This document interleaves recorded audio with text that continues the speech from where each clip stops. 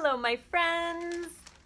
I hope you're having a wonderful holiday season. Whether you celebrate Christmas or not, I wish you a Merry Christmas or Happy Holidays or whatever. I hope you're having a wonderful time with friends and family and enjoying this wonderful season. For today's video, I would like to talk about comparison and how comparison is the thief of joy.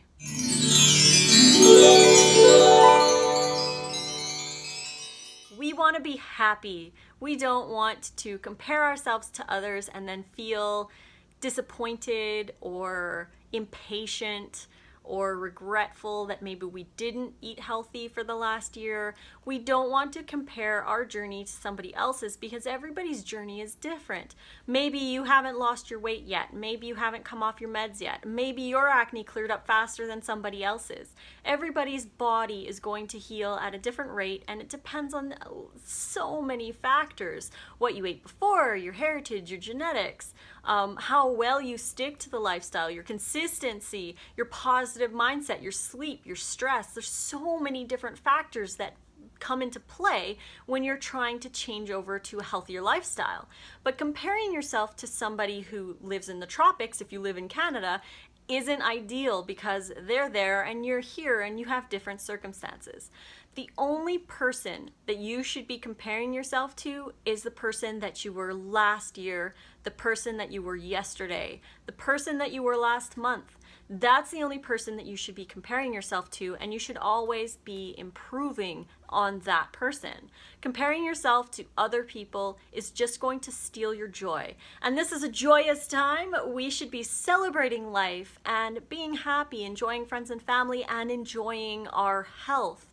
So moving forward with your health goals, learning to say no, learning to be a better person than you were yesterday is really going to help you keep your joy and move you forward with your health goals.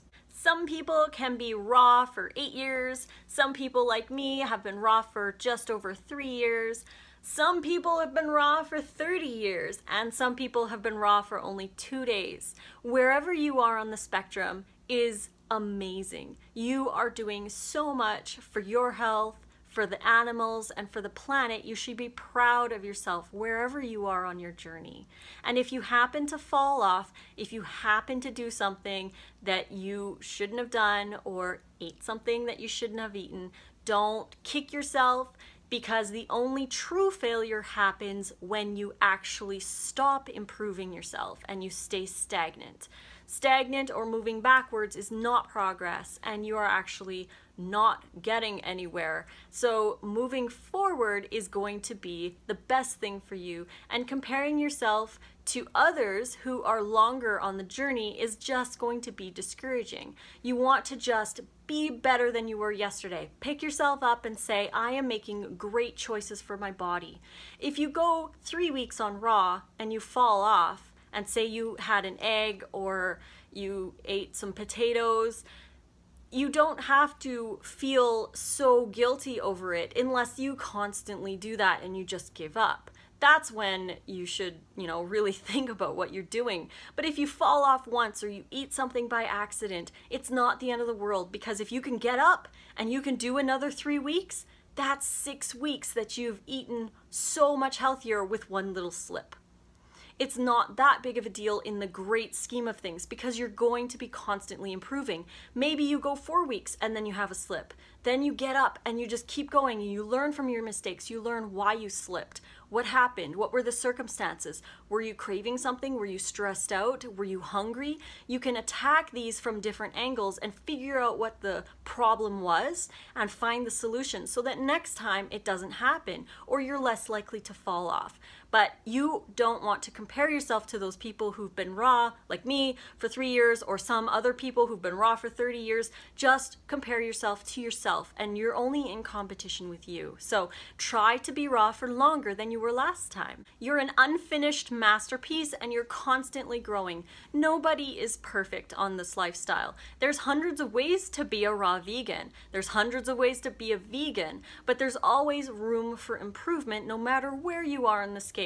Even people who you might think have a perfect diet Maybe they are working on things in their own lives, and it may not just be from diet. It could be exercise. Like, I have issues with exercise. I'm constantly trying to improve that in my life. For some other people, maybe they just can't stop eating nuts for snacks, and that's what they're improving. But everything else in their diet looks perfect. So you have to realize that not everybody is at that place of perfection, and nobody ever will get there. There is no perfect land of perfectness. We need variety, and we need to constantly grow and improve. So please don't compare yourself to people who you view as perfect, because they are on their own journey as well, and you just have to focus on what you can eliminate from your diet or add to your diet to improve your health. You are the only one that counts in this scenario, so you want to make sure that you're making the best choices for yourself. And finally, my last closing words are going to be to do your best. And when I say to do your best, I actually mean to do your best. Some people will say, well, I'm trying to be vegan, but I'm doing my best. But then they have eggs the next day. That's not doing their best. Doing your best is actually moving forward with your goals and getting to that transition and moving towards the place where you want to go.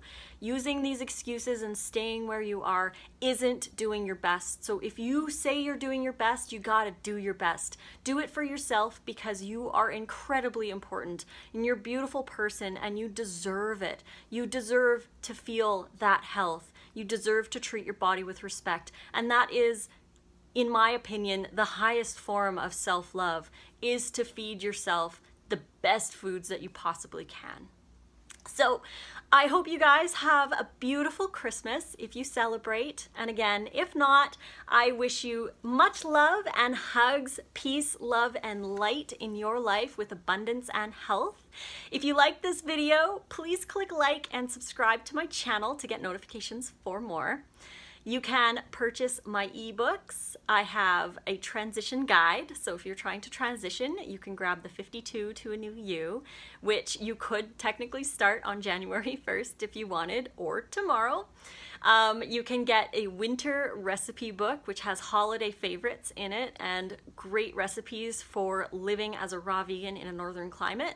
You can also purchase my new dips and dressings book, which has 117 awesome dips and dressings to help you consume more fruits and veggies. You can get all of the ebooks at this link right here.